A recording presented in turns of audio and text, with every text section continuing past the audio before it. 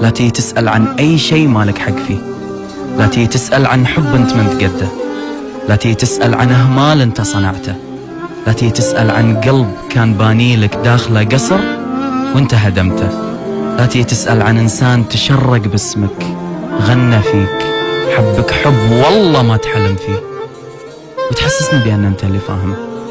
لو كنت تفهم بالحب كنت ما تركتني لحظة، لو كنت تعرف أصول العشق كنت ما خليتني بحسرة. فاليوم أمامي أنا أنت منو، أمام الحب أنت منو، أمام العشق أنت منو، أمام الاهتمام أنت منو، أمام كل شيء جميل بالدنيا أنت منو. إذا تبي تجاوب على السؤال هذا طالع نفسك بالمنظرة وشوف من بعدي أنا اليوم أنت منو.